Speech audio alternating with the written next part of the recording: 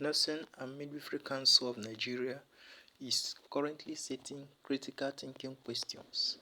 NCLEX question. The full meaning of NCLEX is National Council Licensure Examination. National Council Licensure Examination. It is a standardized examination that registered nurses must pass to become licensed as registered nurses in the United States of America, in Canada, and Australia. The exam assesses a candidate's This exam assesses every candidate's competency and knowledge to ensure they are prepared to provide safe and effective patient care as entry-level nurses, especially outside the country. It involves critical thinking, it involves creativity. It's all about your intelligence and ability to reason smart. Currently, Nursing and Midwifery Council of Nigeria has adopted NCLEX as part of their question and the test candidates. And this body test candidates based on that. Both Nursing Council and NCLEX, they are testing you. However, it's all about what you are taught in school. But now, they are using clinical scenarios. It is in clinical scenarios. But many nursing students find it so difficult to pass.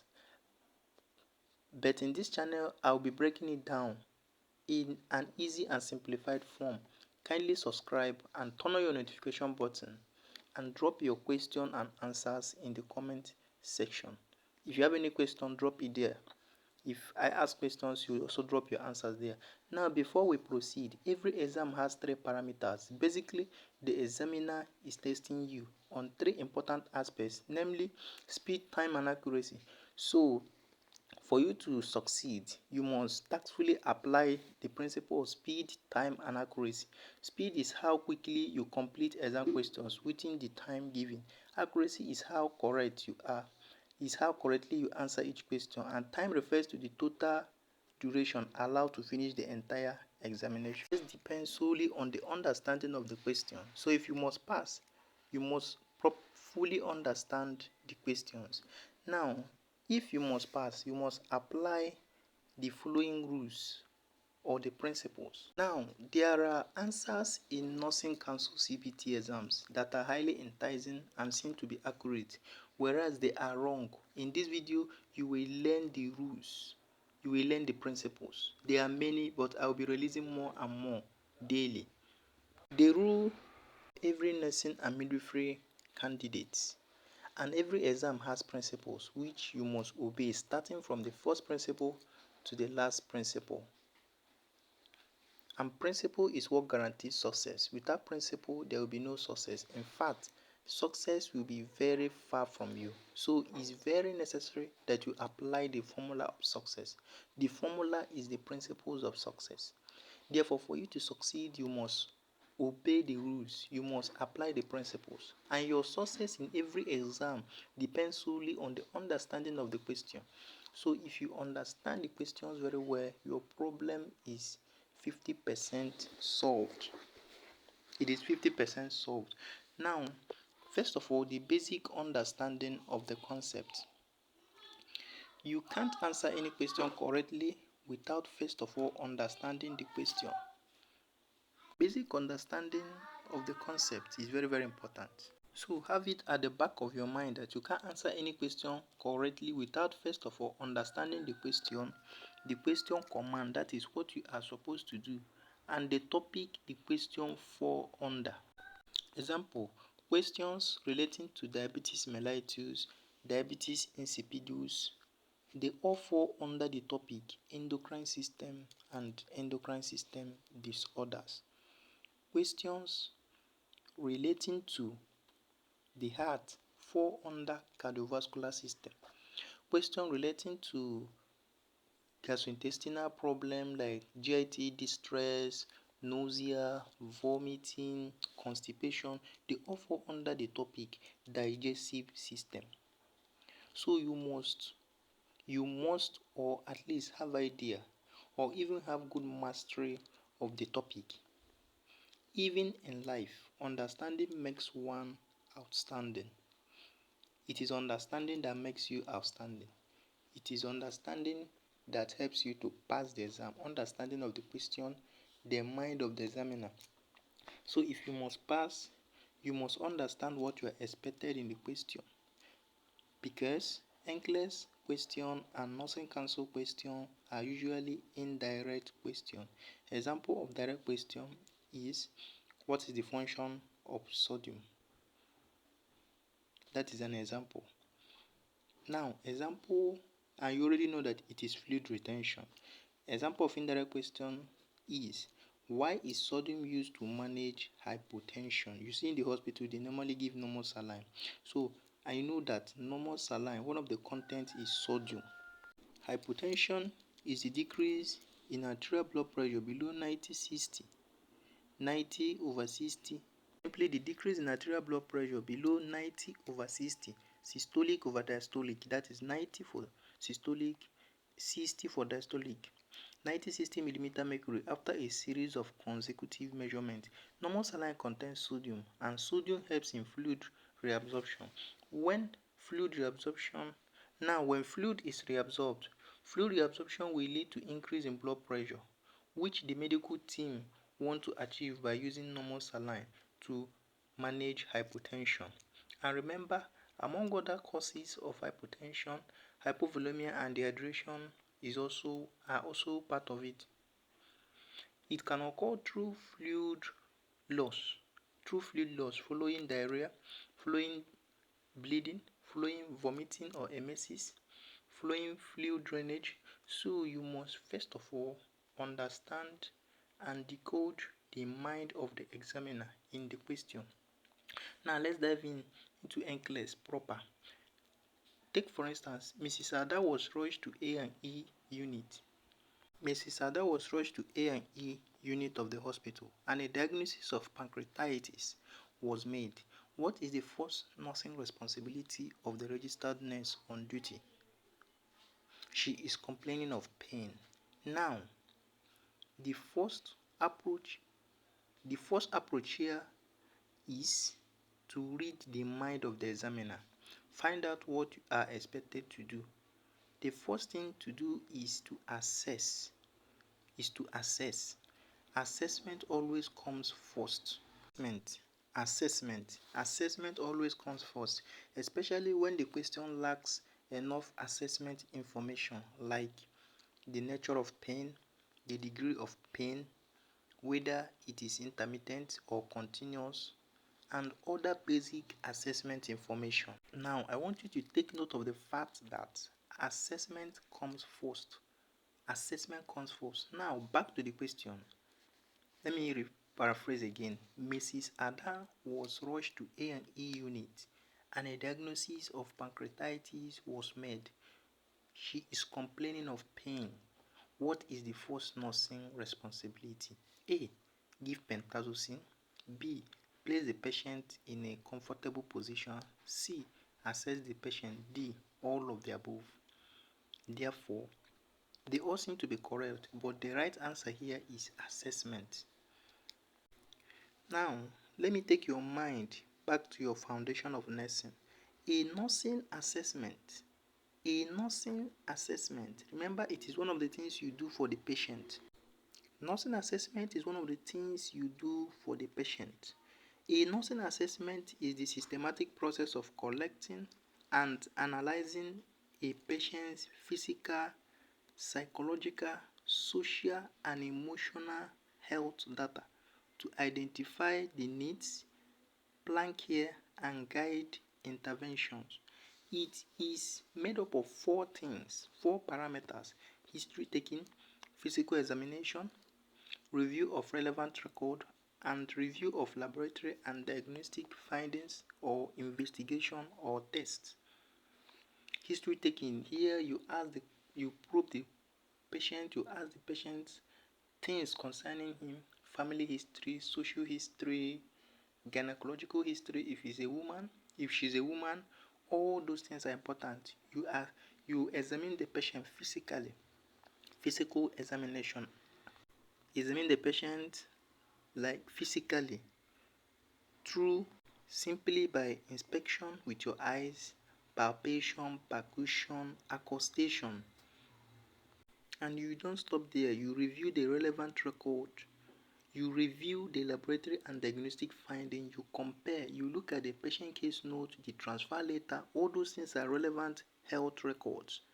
And then the laboratory investigations like the full blood count, like the lipid profile, the hormonal profile, all those laboratory investigations. You look at it, the X-ray, the MRI, magnetic resonance imaging scan of the patient. You look at all those things, they are all laboratory findings. And you assess the patient. Assessment starts immediately the patient walks into the ward, walks into the clinic. Immediately you see the patient, you start assessing. You observe how the patient came in, how he or she is walking. If it is a woman, you observe very well. If the woman is limping, that could be an indication that she might be having contracted pelvis if she's pregnant. For the midwives here, you know what I'm talking about. So it's all about the patient. Assessment comes first. And pancreatitis is the inflammation of the pancreas. It can be acute, it can be chronic. One thing also I want you to take note is also necessary for you to note the cardinal signs of every disease condition. They have the cardinal signs, we have cardinal signs, we have differential diagnosis. Take note of all these things. It will help you to carry out proper assessment and appropriate management, and that will lead to a better result. Differential diagnosis is all those things that present similar, like malaria and typhoid. Malaria comes with headache. The headache is occipital and generalized. Typhoid is frontal and temporal. That is differential. Very, very important. So the next principle is the ABC approach, the rule of life. A means airway, B breathing, C circulation. The airway is usually 0 to 10 seconds. 0 to 10 seconds. You quickly check and clear the airway within the few seconds. B is 10 to 20 seconds, that is breathing. You look, you listen, you feel for breathing. Start rescue breath if it is necessary. C is circulation, and that is 20 to 30 seconds. All these things are in seconds. Take note. 20 to 30 seconds, you check the pulse rate, you control bleeding, and you begin chest compression. I said you check the pulse rate, you control bleeding, you begin chest compression. If there is no pulse, time is very critical. The first 30 seconds to 1 minute can decide life or death, so it's very, very important.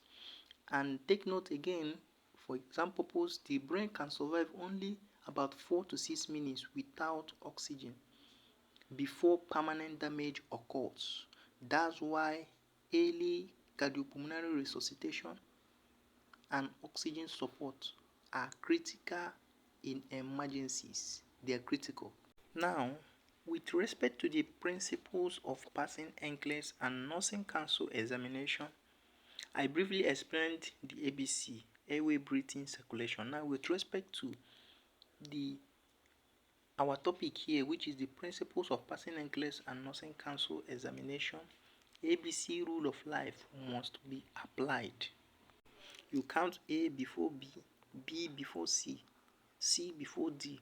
Hence, no matter whatever disease condition you see, airway conditions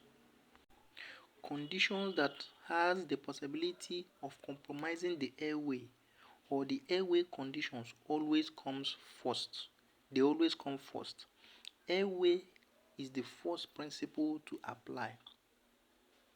Even example, in a pediatric ward, baby Kamsi had a severe trauma to the neck. Baby Christian, these are two babies in the pediatric ward. Baby Kamsi had severe trauma to the neck. Baby Christian is having stomach pain. Now, they now ask you, which of these babies, these patients, should the nurse attend to first? The answer is Airway. Hence, baby Kamsi, who had severe trauma to the neck, must be attended to first because the airway and the flow of oxygen into the body is compromised.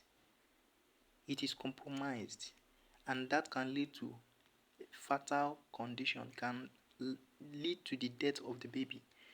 Then after airway, you consider breathing. After breathing, you consider circulation. Next is body versus mind battle. This is another rule, very important rule. Now, in nursing, when managing a patient, we prioritize body struggles, body problems, or physiological problems. By physiological problems, I mean body problems. We prioritize them over mind battles or emotional problems. Mind battles is the same thing as emotional problems. The reason is because physiological problems are problems you can see, you can feel. Example, vomiting. If a patient is vomiting, you as a nurse, you see the patient vomiting. You are sure, you have seen it, you've seen that the patient is vomiting sincerely. Now, next is fever. Fever.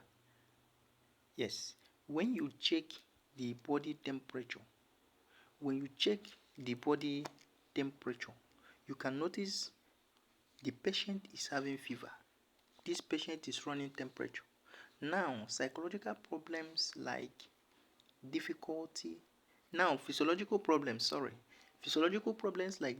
in breathing, like bleeding, high fever. These are physiological problems. Difficulty in breathing, bleeding, difficulty in breathing, bleeding, high fever. All these things are physiological problems. They can become life-threatening quickly and must be handled first.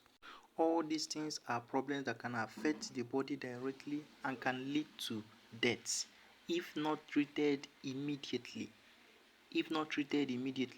On the other hand, mind battles like anxiety, fear, sadness are important, but not immediately. They don't threaten life immediately. Once the patient is physically stable, we then address their psychological or their emotional problems. So it means that anything psychological comes last. That is why World Health Organization defined health. There's how they defined health. World Health Organization WHO defined health as, now they defined it as the complete physical first. The complete physical, you see that physical is first.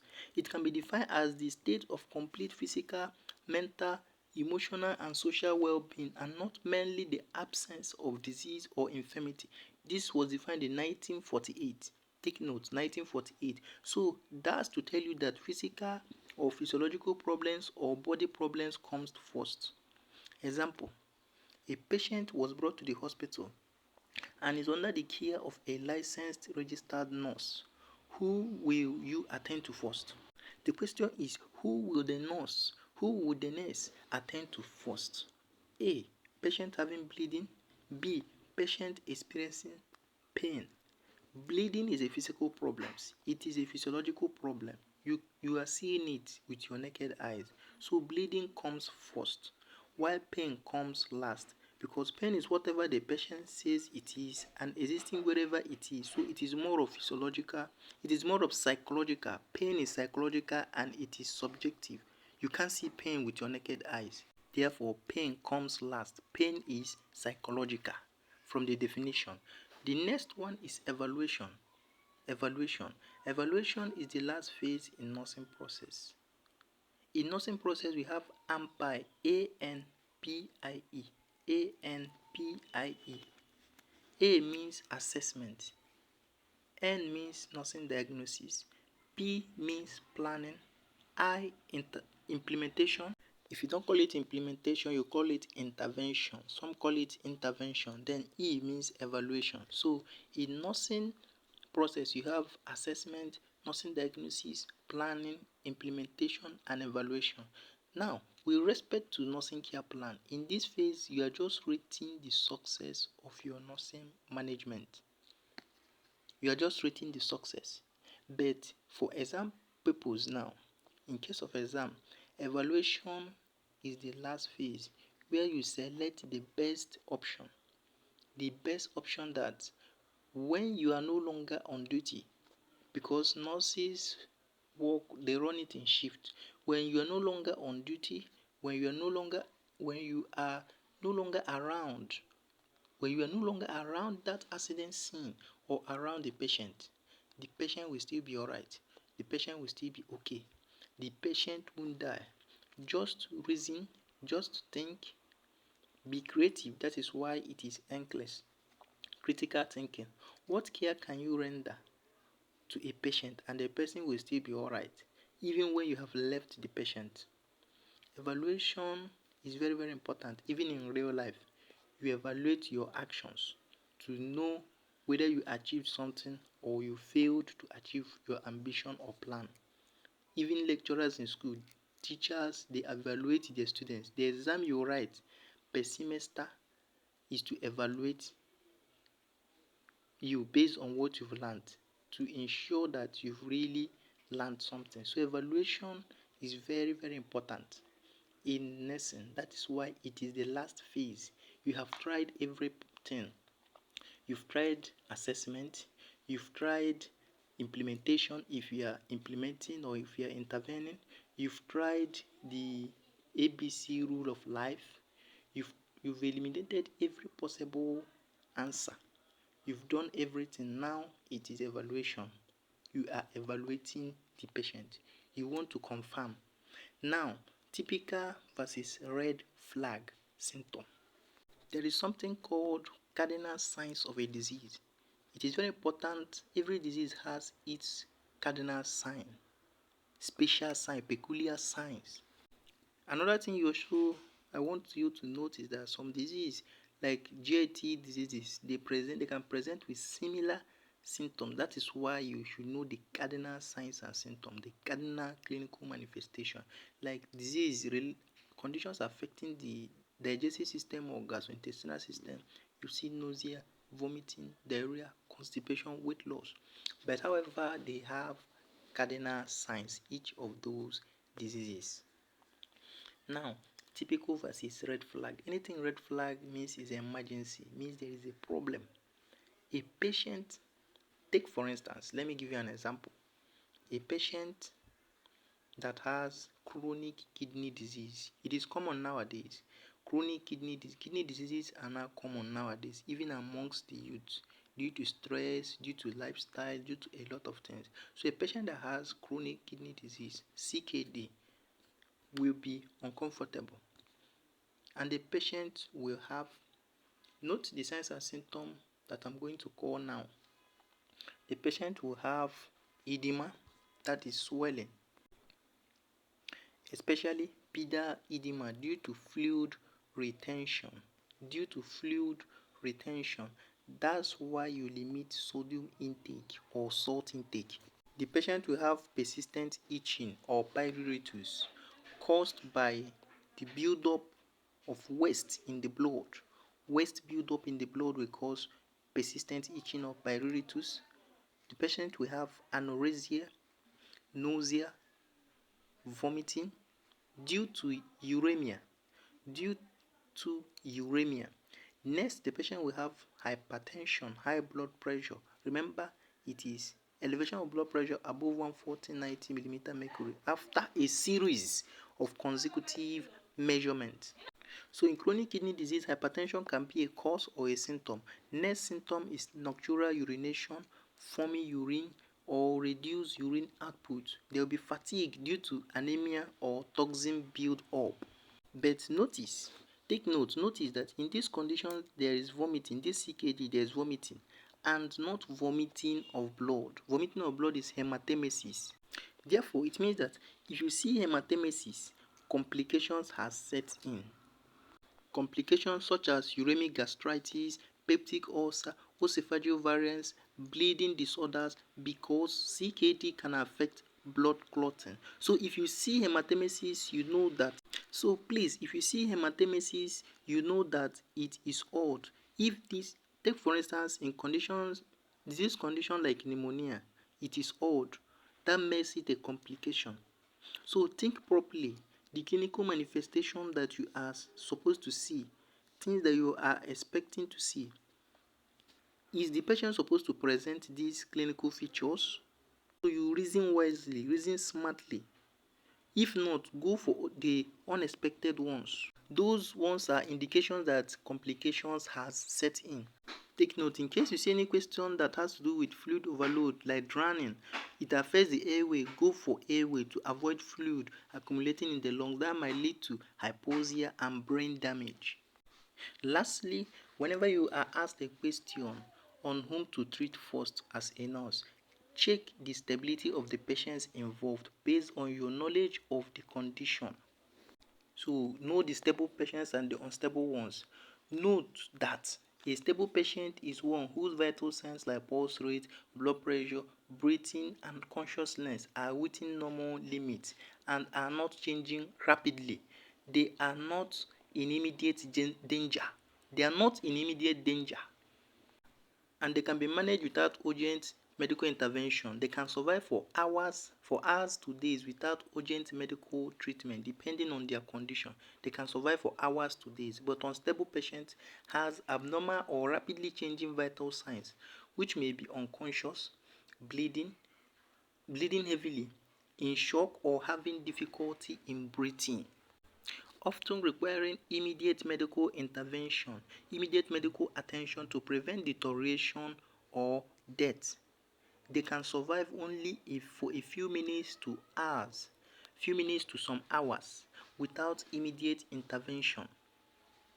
Their condition can deteriorate quickly, and delay in care of unstable patients can lead to death or severe complications. So you always manage unstable patients first, those that you are not sure that they will survive without immediate medical intervention. Take for instance, now let me give you an example. This is NCLEX. A patient was rushed into accident and emergency ward.